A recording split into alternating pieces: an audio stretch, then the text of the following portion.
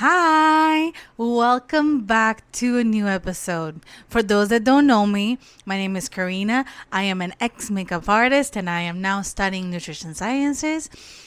And for those that know me, hello, welcome back.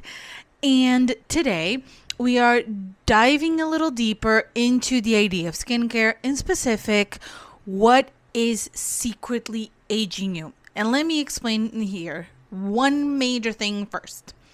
There is nothing wrong with the natural aging process. That's one.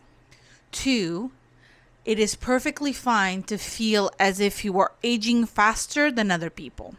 Three, there is a clear difference in between speeding it up yourself and your health having a toll. Let me explain.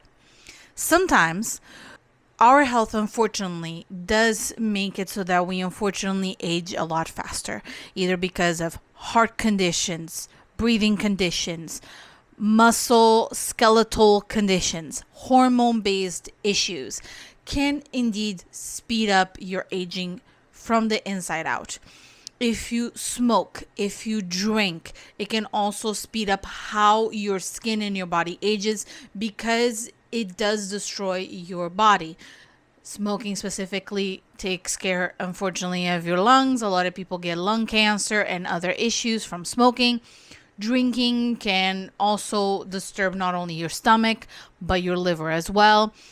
And overall, not having a balanced life can indeed speed up the process naturally from the typical consumption.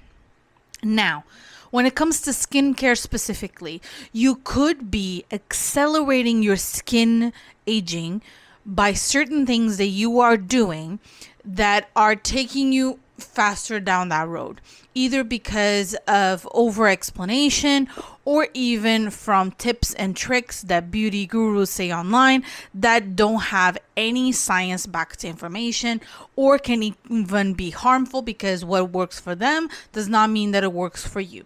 And that's what I'm here for. I'm here to explain the science backed information that we have that can indeed speed up a level of aging by damaging your skin. So if you are ready to see if you're doing any of these mistakes and how to fix them, keep on watching. One of the things that I'm going to say right now is the idea of the more is better is completely dead. Nowadays, minimalism is the ideal situation when it comes to skincare. During the height of brands like The Ordinary and the Inky List, the reality here is that a lot of people are using 3 to 6 serums at a time and mixing them all together and putting them in their face.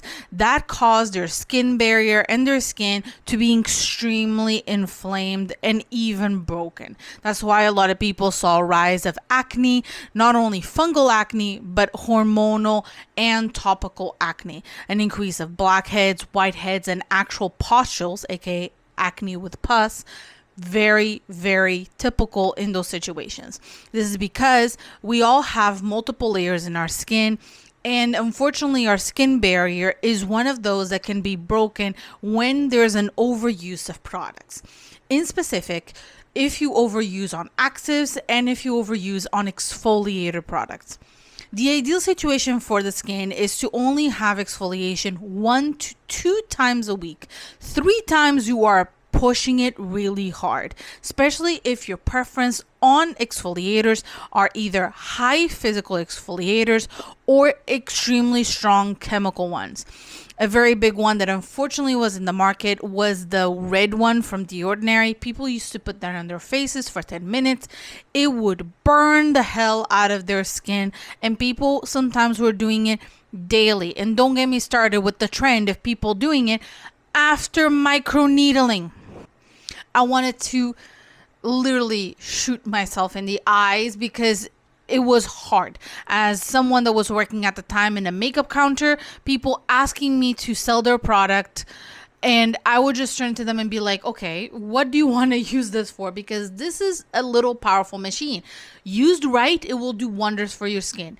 Used wrong, and you're going to either burn your skin, cause sensitivity, make your skin reactive, make the problems that you had even worse, or worse, actually damage your skin barrier to such a point that it will take months for you to recover. I have damaged my skin barrier before. I had one big damage right around here on my cheek that lasted for 4 months. For 4 months, it seemed like I literally gave myself a skin burn in this location.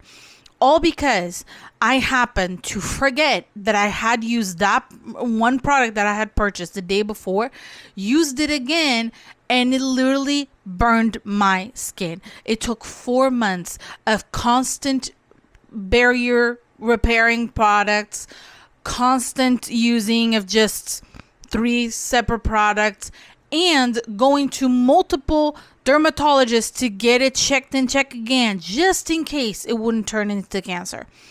And this is because the skin barrier is sensitive. It's not crazy sensitive, but it's sensitive enough if you damage it. And the moment that you damage it once, is more prone to be damaged again. So here are the things that you need to be aware of. 1, over-exfoliation damage. Do not make your skin get exfoliated too much.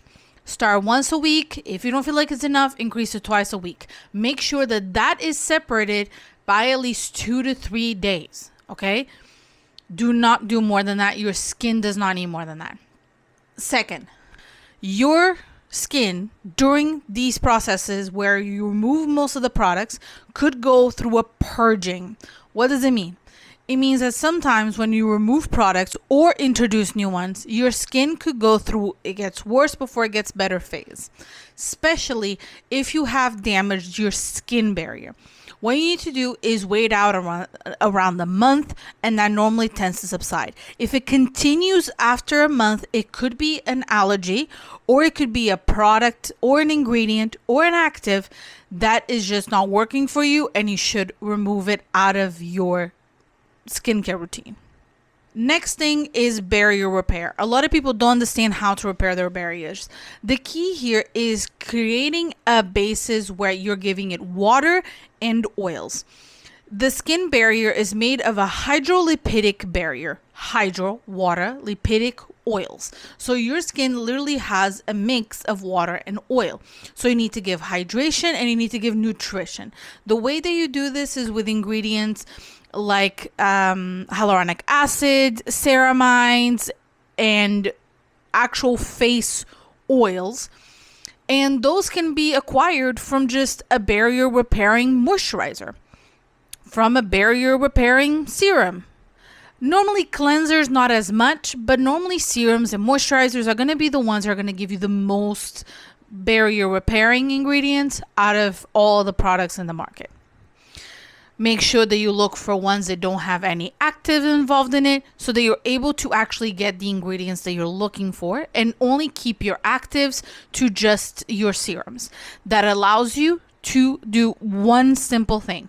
If you feel like your skin is getting sensitized or you're overusing on them, you are able to still have your cleanser, your moisturizer, and your SPF relatively simplified and not having any particular strong actives, and being able to go back to basics, because that is the key. Sometimes after using 2 or 3 months worth of actives in your face, sometimes you have to just stop, let your skin do its thing, rest for a little while, for like a month or so, and then you get back into the actives. You don't have to constantly be using actives, because the biggest aging accelerator is inflammation.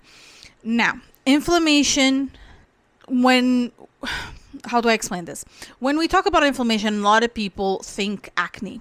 Yes, acne is a form of inflammation in the skin, but so is over-exfoliating your skin and having redness all over.